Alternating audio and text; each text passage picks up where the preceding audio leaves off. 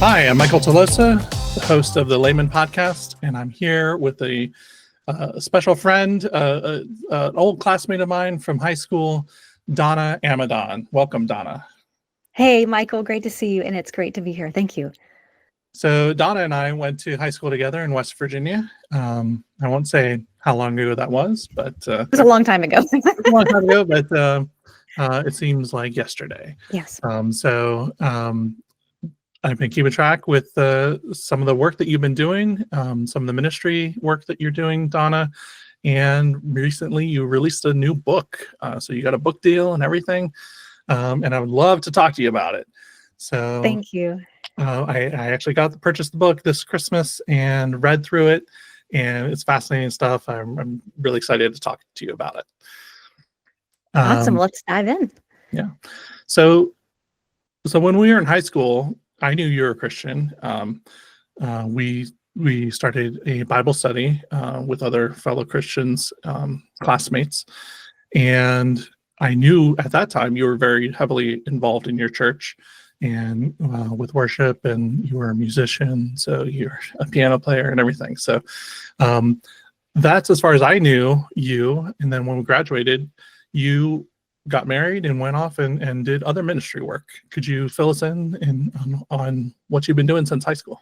Sure. Well, Michael, I really enjoy and appreciate that Bible study we were in together. We would come into my parents' house, if you remember, and go to the basement and with about 15 other students and just dive in the Word together. So those are really, really precious memories. After graduating from Greenbrier East in what did we do? I went on and studied music, actually, studied piano, but always had a passion to encourage women with scripture, with the Word. And so after completing that undergraduate degree in church music, I met my husband and we got married, and the opportunity came for us to attend seminary. And I jumped at the opportunity. In fact, the seminary that we were going to go to had almost like a BOGO. It was buy one, and then the spouse got half tuition. Wow. So I was the half tuition person, but got a full presentation of the gospel and was able to understand the Bible in just really ways I'd never understood it before. I mean, nothing can replace opening the Bible and letting the Holy Spirit speak to you, but I really do appreciate the systematic theology classes and the history and the things that I learned in seminary. And then from then I went on and just really went back to music, not back to music, but I guess churches weren't looking for female Bible teachers to be on staff, but they were certainly looking for pianists. And so I served in churches as the pianist, but would always grab women and gather, just much like we did in my basement years ago, and open the Word and just let that be my lifeline. And so that went on for years and years. Then I was invited to speak various places. And then this book came along, and it really was birthed, and we can talk more about it later, but it was really birthed from just a passion to encourage the women in my local Bible study. And from that, it blossomed into the book. Awesome. So the seminary you guys went to, here's a connection here again, it was in Charlotte, North Carolina. Is that right? Yes. And that's where you are. Am I correct? Yeah. So I moved to Charlotte, North Carolina in 2017. So after you had left the area, I believe. Yeah. I've since gone to West Virginia for a year, and then I've been here in just south of Charlotte in Rock Hill, South Carolina. So for the past couple of years. So I'm still in the Charlotte area now. But that is just funny. You were in Charlotte attending the seminary that I attend the apologetics conference every year. Yes. With. So yeah. And now you're in Virginia, which is where I'm from. So well, that is funny. We're just so it's just crisscrossing the same kind of area. So are you currently leading worship or women's studies or anything like that in your current church? Yes, I am. It was goodness, we've been at the church we're at now for 9 years, and I really haven't done much music at all. I've really done a lot with women's Bible studies. I'll teach just every spring, every fall, get a group of women that meet at the church. We have a great turnout, and that is where the Bible study of the book that I have now started, was with a group of ladies about 7 years ago. So that's been very active there. Yeah. And so you moved around a lot since high school. Yeah. Yeah. In the book, I talk about how we were about to have another move, and I called Penske and I said, hey, could I rent a truck? We're going to go across the country. And the guy, without me prompting it whatsoever, he said, Mrs. Amidon, it looks like you guys use us a lot. Tell you what, I'll give you $500 off this one. Wow. Like, You got a really? frequent mover punch card. Huh? Got my punch card. So we moved in Arizona and Tucson, Arizona. We lived there twice. Charlotte, as you mentioned, Richmond now. And people say, was your husband in the military? Or no, I said, it was just us in ministry trying to follow what we felt was God's will. And I guess, if you follow the Lord for a while, sometimes you feel like you hear his voice, and then it turns out nothing like you anticipated. So we've just learned to cling to God through it all, in those steps. What does your husband do? Is he a pastor? So he also attended seminary. He was in full-time ministry for about 9 or 10 years, but I guess in the last 8 or 9 years has transitioned to corporate finance instead, and then serves locally in the church. But I kind of see that he might jump back in to full-time ministry, but he's very much loves his work now. Yeah. Is that what brought you guys to Richmond? Wow, that's a good question. We went out to Tucson that second time to do a church plant, and everything was going along so beautifully. We go to this church planters conference, and it's kind of this assessment to see if we have what it takes, which it takes a lot. And hats off to the church planters out there.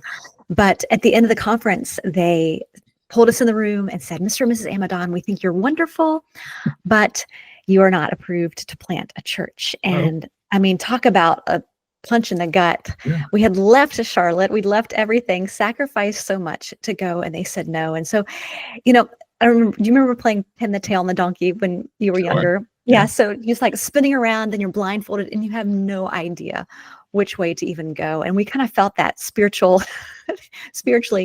I had no idea what to do. We knew we didn't want to, we had our heart to be back on the East Coast, and Tucson was not panning out. And I wish, Michael, that I could say, yeah, God really spoke to us and said to go to Virginia, but we just kind of said in this surrendered stance, Father, we want to serve you.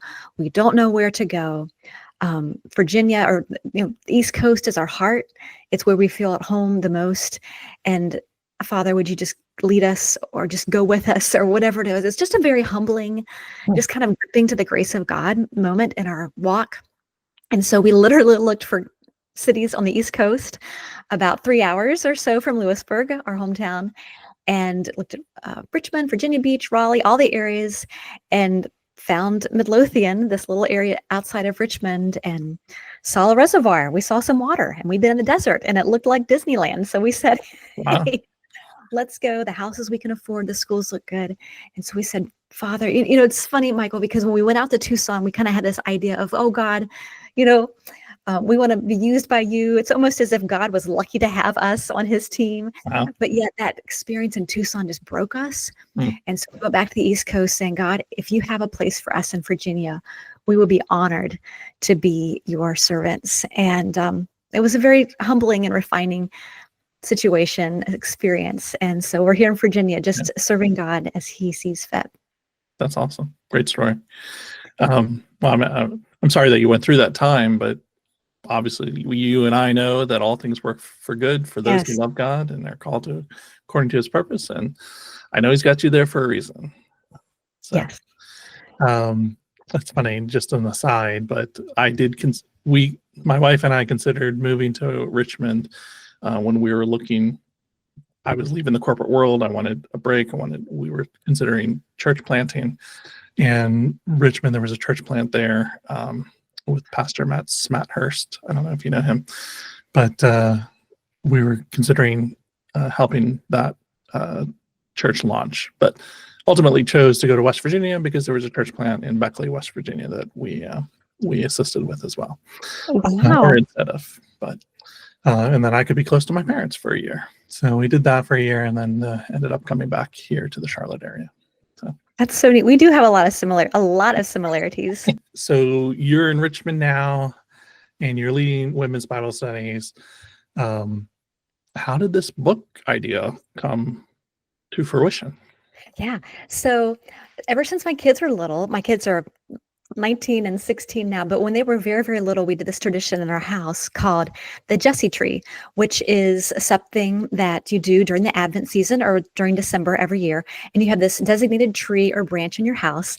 And every day you add an ornament to the tree. Now, these ornaments aren't Santa Claus or Rudolph. These ornaments correspond with Old Testament stories from the Bible, Old Testament stories that each point to the promise of Christ or to a picture of Christ or to a foreshadow of him. And so we did that with the kids for years and years and years.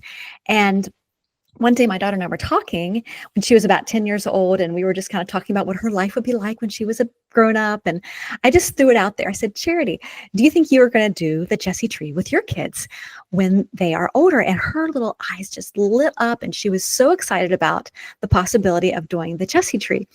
And you're a dad, Mike, sometimes you don't know if what you're saying with your kids is really sinking in. But when I saw Charity's reaction to how much she enjoyed the Jesse tree and how much she wanted to give it to others or give it to her family when she was a mom, I thought, wow, this is amazing. And I started dreaming about what it would be like for the women in my church to also teach their children these stories in the Bible. And so that fall, as I was preparing and praying about the study, I thought, this is what I need to do. I need to walk through these Old Testament stories in the Bible. And so I looked for a Bible study that did this, and I couldn't find any. And I thought, well, I'm just going to write something for the ladies, not really dreaming it would be a book, but I thought, well, I'm just going to find the stories and just write some questions, give them some verses to look up. And I did it, and it came very, very quickly, thankfully. And the ladies loved it. Within about 3 years, we had 100 ladies do this little thing that I was just printing out on the printer at our home church. And I just knew that this was not only a gift to my local church, but this was a gift to the body of Christ. So I started that road, that journey of publication, which is not for the faint of heart, but I started that process because I wanted it to be a gift to the body of Christ. Okay, so I had not heard of the Jesse tree previous, but obviously most people have heard of Advent calendars. So this is basically an Advent calendar. It's just, I know Advent is like sometimes starts in November or whatever, but this is literally December 1st through 25th. Correct. Study. It's like a devotional. The book is laid out that way. It's like 25 chapters, roughly. And I read it and went through it. I thought this is awesome. This is basically, well, talk about the gist of what this is. Like, it's not just 25 devotions. It's not even necessarily about Christmas specifically. How is the Jesse tree different from a typical Advent calendar? Yeah, you've asked a lot of wonderful questions there, and my brain's old, so it might forget what you asked, but if you can repeat this at some point if I derail.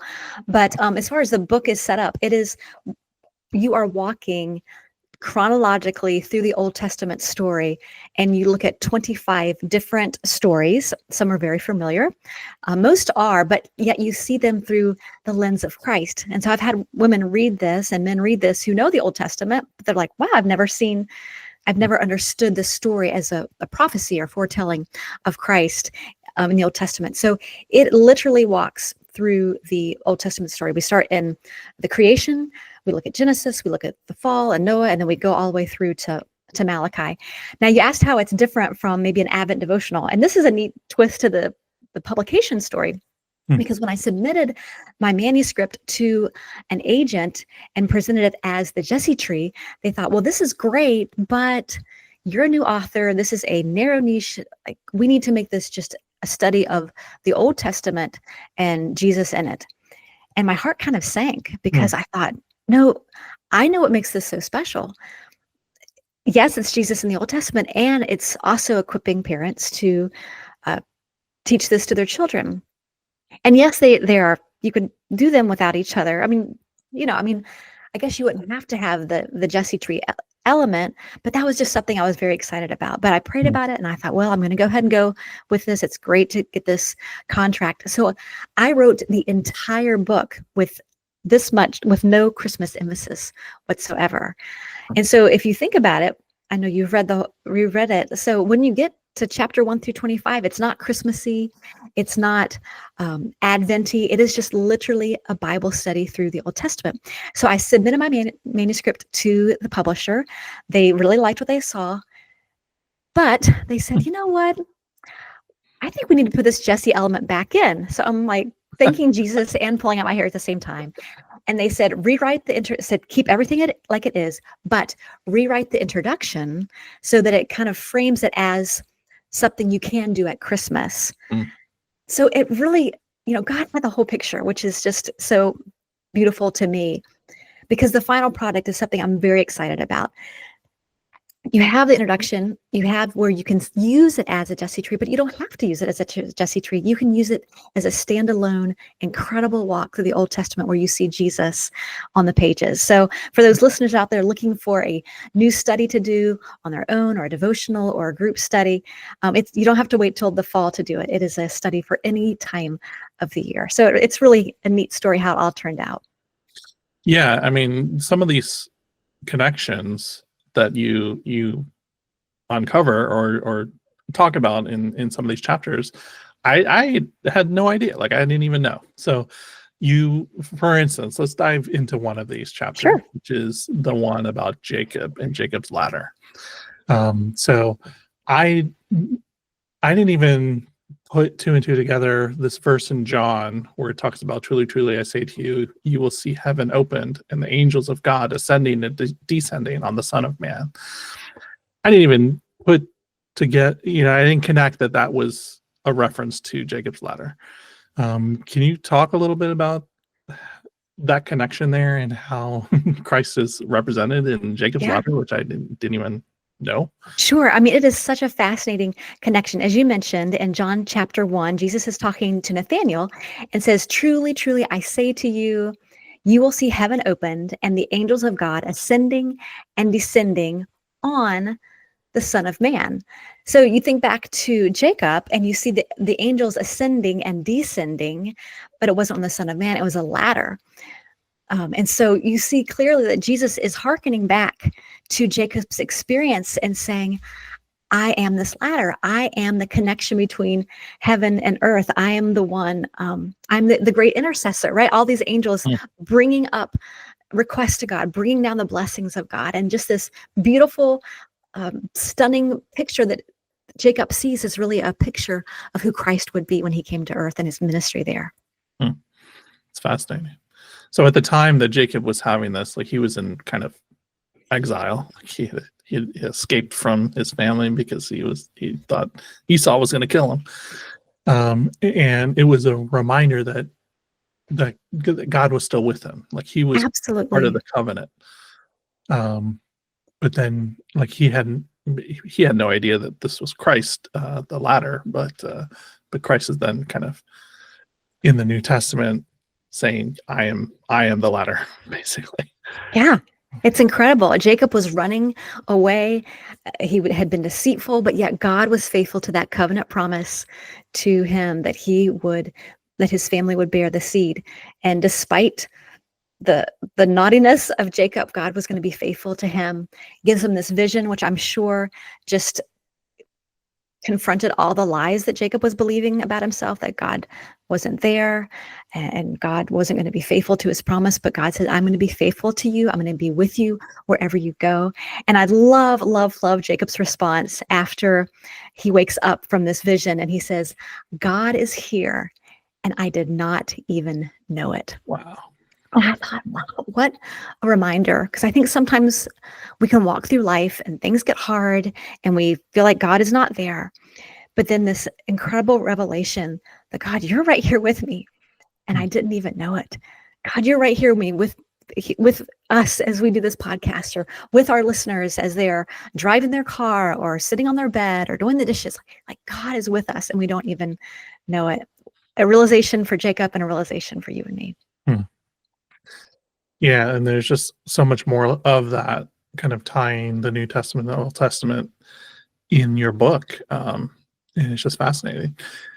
So, like as a Christian, we spend probably most of the sermons we hear on Sundays, probably the most of the reading that we do is in the New Testament. Through this exercise of of your writing this book, like, did it change your perception of the Old Testament at all? Or how do you view the Old Testament in light of this exercise? Sure. Well, like you, and like most Christians, maybe not like you, Michael, but many, sorry, I'm going to point fingers there. You, we do tend to read the New Testament because it is about Jesus. It's easier to understand for the most part, but it all kind of switched for me. I went to Lee University in Cleveland, Tennessee. I had an Old Testament survey class, and I will never forget the first day. Dr. B opens up his dry erase marker and just does this 20-minute explanation of the big story of the Old Testament.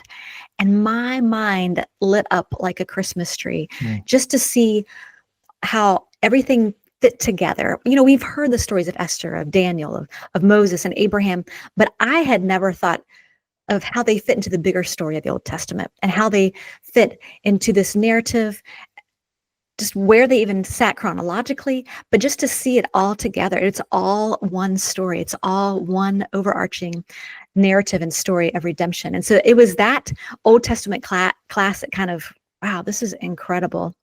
So that happened, I guess, when I was 19 or 20 or 21. And as I went to seminary, just really thought, wow, there's so much here that we don't hear in the church. There's so much here that I have not been exposed to or know, but yet it's so enriching. And it's so faith building. And to be able to know it, to teach to my children through the Jesse Tree, and to have that opportunity to share it with the Bible study ladies at my church was just an incredible, incredible experience, because I was not someone that leaned toward the Old Testament. I always leaned toward the New Testament. So it was truly just like, wow, I never knew the Old Testament was this rich and was this, I could learn so much from it and apply so much of it to my life. Now, I know you went through seminary and you had already been doing this study with the women in your church for several years. Was there anything new that you kind of came to grips with, or a revelation during the process of writing this book that maybe you hadn't realized prior? Oh, wow. I mean, there are so many. And I think that's why I just wrote the book, is because there were so many things that I had discovered before. And then as I wrote, I learned so many more things. Goodness, I don't even know where to begin with this answer, but I think one thing is just the eternality of Christ is just something that is so powerful and so faith building. Colossians tells us that Christ is before all things. He made all things. He holds all things together. All things are for him. And I think a lot of times we just think of Jesus as starting in the red letters of the New Testament, but he is before all things. And so when we open up the Old Testament, he's not absent. He's right there. And I love the phrase that he holds all things together. In the first chapter, I talk about just our creation, the universe, and how there are billions of galaxies, and each of the galaxies have billions of stars. We talk about the expanse of the Milky Way alone. I mean, it is just mind-blowing, and to know that Christ is holding all things together. And if he is holding all things together, isn't he holding my life and your family and your health and your whatever that blank is that you're trusting God for? He is holding it together. That job you just lost over the break, whatever it is, he's holding it together. And I think from a heart, just a worshiper standpoint, it made it so much more rich these truths made my worship to God so much more rich, because I realized how great and how wonderful and how brilliant and beautiful He is. So that's kind of one little piece that Mhm. really came alive to me as I studied Christ in the Old Testament. Yeah, that's awesome. Like, I'm a big fan of astrophysics and just Oh, wow. studying, galaxies and stuff. I took my daughter just over the Thanksgiving break to the Air and Space Museum, and we saw on the big IMAX screen like this whole thing about the telescope that we sent out there to take pictures of the expansive universe. And she was just amazed by how large the universe is. And you're right, like Christ not only created it, he was part of creation. Um, I mean, he was the one who was doing the creating. Yes. But he sustains it every moment of every day. He's sustaining it. Like, if it wasn't for his power, like this nothing would exist. And the fact that he sustains all of creation, the entire universe, but then he cares for each one of us individually. Like, that's just amazing to me. Like, I can't believe that the God that powerful and that expansive would care about my day. It's powerful. It's powerful. And one of the verses that really stuck out to me as I was reading is Psalm 9:10. It says, "Those who know you will put their trust in you."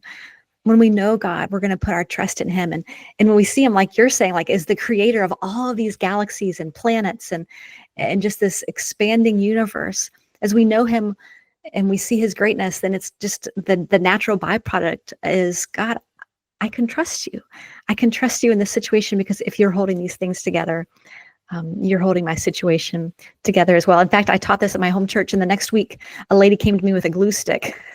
And she said, "I bought a glue stick after I heard you teach this, because it's a reminder to me that Jesus is holding all my situations together, and I wanted to give you a glue stick." Nice. A little oversimplification, but it's a good reminder. God, and I look at that little glue stick in my room, and like, God, you're holding all things together. Yeah, All things together. that's awesome. So tell me about the process of getting a book deal and getting an agent, or do you have an agent? Like, so I've had dreams of being a writer at one point, multiple points in my life. I'm sure some of the people listening would love to write a book. What is that process like? You said it was kind of nerve-wracking, or It was a lot. It was a lot, because I guess if you're going to write a book, and not that I'm an expert by any means, but I think whether you're going to self-publish or go through a publisher is a good decision to make from the very beginning. Self-publishing, I have a lot of friends that do it, and it's a really, really, really neat way to get your content out there.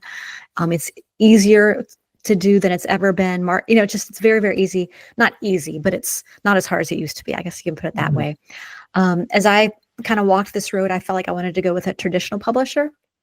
So I didn't know where to start. So I reached out to publishers, and nobody wanted it at all, because who in the world is Donna Amidon, right? Right. I mean, you have to have this massive platform really for a publisher to look at you. And so a few years, I guess, of going to writers' conferences, that I would meet people, I would talk to publishers, I would talk to, just to kind of learn the language.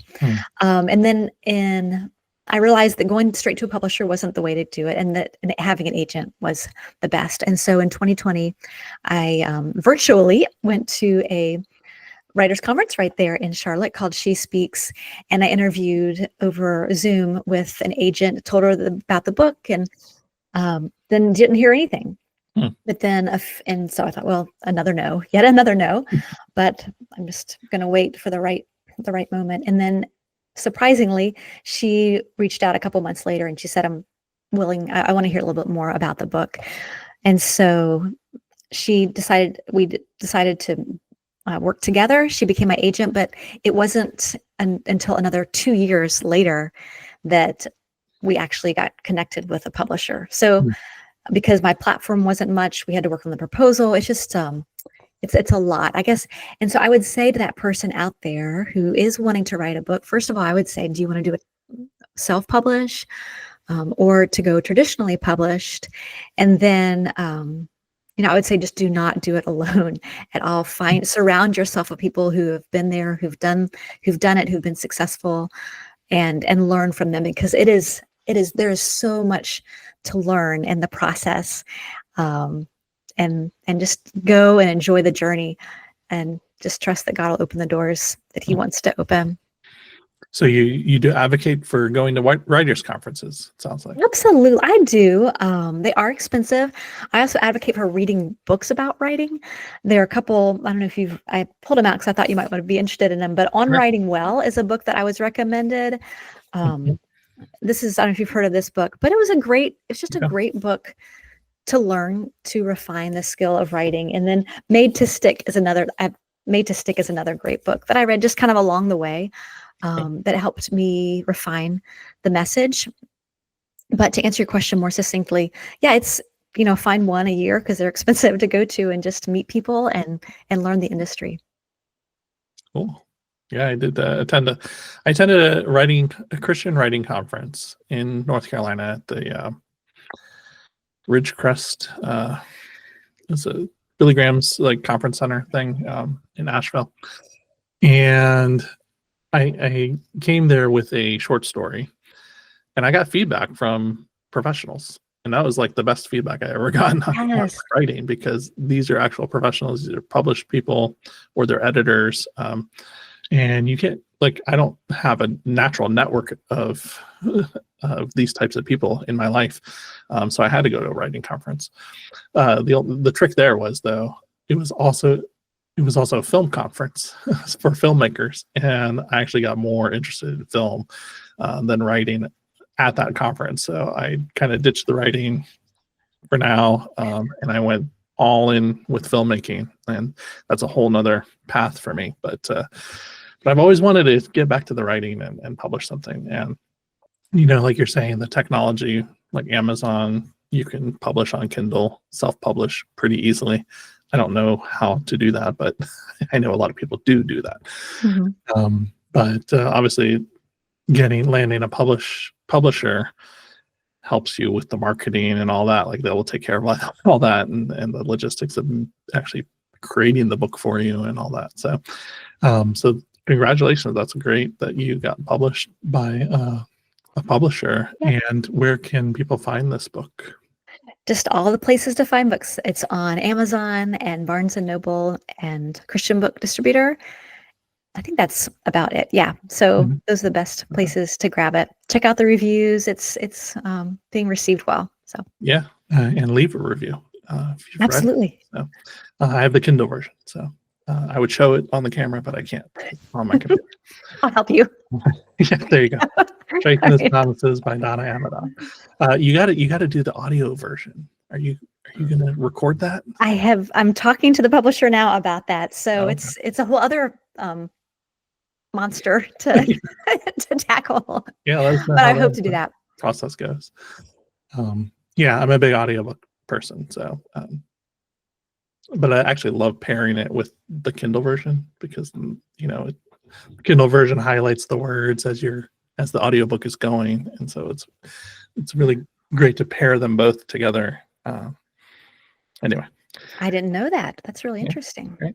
Yeah, it's the Whisper Sync feature.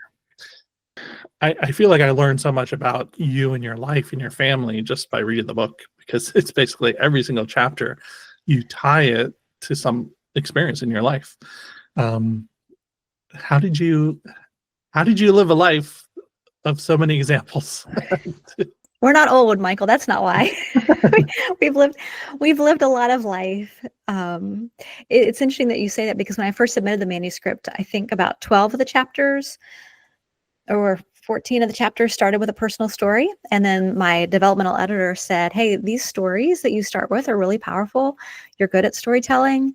It's a way of drawing the reader in. So I want you to revise these specific chapters and begin each one with a story. Wow. Okay. So, yeah, and these are just stories that have clearly happened to me over the years.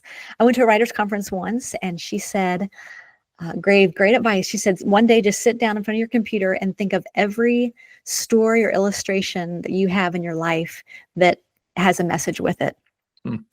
And I took her advice, and I have this little Microsoft, or not a Google Doc that has just a list of stories, and on the left and on the right hand, just kind of some things that I learned from it. Hmm. And so sure enough, when the editor asked me to fill in those extra chapters with those chapters with personal stories, I could go back to that list and look at some of the crazy things that have happened to our lives, and Wow. think how, yeah, that kind of fits in with Joseph, or that fits in with Daniel, or something like that. So yeah, it was a neat advice that I received years ago, never knowing that I would use it as I kind of finalized that draft in my book. That is a great idea. Everyone should do that. If you're a Yes. writer, start documenting all the things you can remember in your life. Yes, because we all have crazy things that happen to us, I feel like, to some degree, and there's lessons everywhere in them. And that's an advantage of age.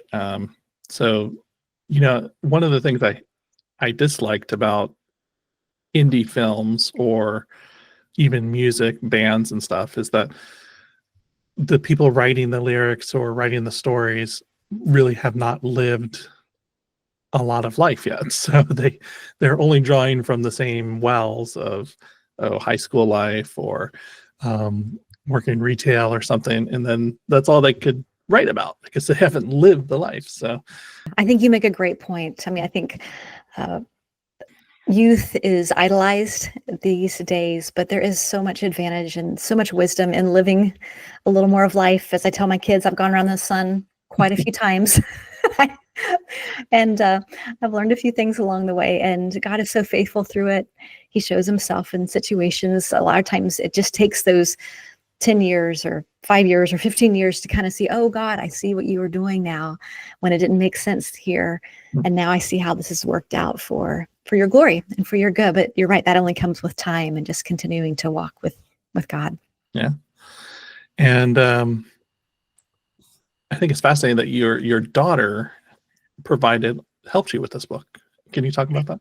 Sure. Well, it's so neat because I had a mentor tell me one time, she said, great things start in seed form. So often we just want to rush out and make this big thing happen. But the tallest oak tree, it started just with that tiny little acorn. And so when I taught this Bible study to the ladies at my church 7 years ago, I would say, hey, Charity, can you just draw a little picture of a sheaf of wheat here? Or could you just draw a little crown for David here? And she would draw it at the top, and I'd put it in the copy machine. And when the book was coming out and I was writing it, I just remembered those little pictures that she had drawn. And I thought, Charity, I went to her, I said, Charity, what if you created the illustrations for these stories? You've done it before in seed form, and maybe you could do something even more elaborate. And so she said she'd try it. I pitched it to the publisher. They weren't really on board. Initially, I'm sure they get that a lot, but I said, Charity, I tell you what, let's just send them a few sample illustrations and see what the publisher says. So sure enough, she did Joseph's coat and a sheaf of wheat and a dove, and we sent it off, and they loved it. And so they said that they would love to have her illustrations in it. And then, so as you read, each chapter begins with an illustration that really captures the heart of that particular story that we're looking at. And then on top of that, she went back. I asked her to go back and add color to the illustrations. And so at the back of the book, there's a QR code where you can download a color version of those illustrations and then make your own ornaments for a Jesse tree for this coming year. So again, it's neat to see how great things come in seed form. And it's also great about the timing of God, because I was ready for this book to be published about 5 or 6 years ago. But if it would have been published 5 or 6 years ago, Charity would not have been the illustrator. So while I'm begging and knocking down the doors of heaven saying, God, I want this book published, he's saying, no, wait, I have something better. Of course, I didn't hear that, but no, wait, I have something better. And so Charity was able to illustrate it. So it is such a gift to have her beautiful artwork as a part of it. Yeah, that's so cool. I've seen some of her pet artwork. Like, she does pet portraits, and they're like totally realistic. I mean, I feel like I'm looking at a photo. Is there anything else that through this process of the book or promoting it, I know like it's got to be hard. Like, you got to like build up your social media following and all that stuff to get. But I mean, you already got the deal, and you already got the book out there. Do you feel pressure to like be an author now, like, and to do all the author things that they have to do for self-promotion and all that stuff? That's a good question. This fall, I felt the pressure big time. Just because it was first out, I was doing a lot of podcasts. Right now, it's just been a good time to catch my breath. The holidays helped just kind of reassess and say what's the focus for this next year, because I was pushing it very, very hard Yeah. during the book, and it's a pace I cannot sustain. So I need to just kind of reevaluate and say what's the new normal as far as writing and just being an author. I think, if I was going to share anything with people, I think a great thing I don't hear enough in speaker conferences, it's just as Christian speaker conferences, it's just the value of plugging into your local church and to just serve at the local level. And what I say often is God's not building my ministry, he's building his church. And so the more I can just step into building his church through Bible studies or however God gifts me and however God gifts you, then I think that's what makes heaven applaud and our Father smile at us. It's not about building this big platform. It's about serving his people and building the church, his church. Yeah.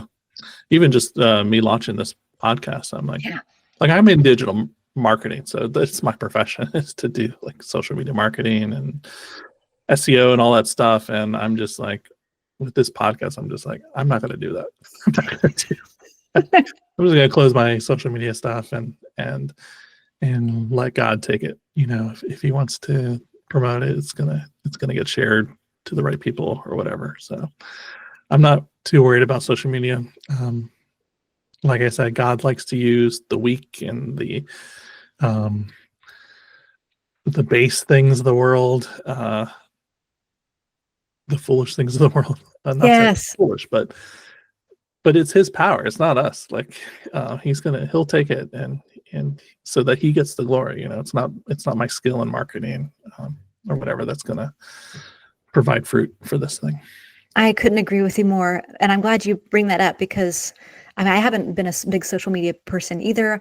I probably have 600 followers on Instagram. It's just, that's not what attracted the publisher to me. So God can do, just being faithful to what he's put in your heart to do, walking, as I tell my daughter, grow slow and grow low.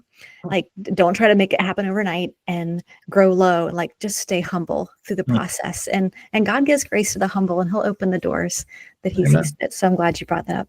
Yeah. Well, thank you so much for taking the time to talk with me. Yeah. And thank you, Michael, for the invitation. And I'm so glad we got to reconnect over these years. I hopefully we have some Green Bright East Spartans watching as well, and encouraged by that. Yeah. So check out her book. It's Tracing His Promise. You can find it on Amazon. You can find it on Barnes & Noble. And give her a follow. I think you have a Facebook page. Just search for Donna Amidon and her Instagram and that sort of thing. Help support what she's doing and pray for her. Is there any other way that we can support you? No, that's good. Yeah, no, that's great. And if you do lead a Bible study in your church, or you have connections with someone who leads a Bible study in the church, this works beautifully as a small group study. I took some ladies through it this fall at the church, and it was just so rich.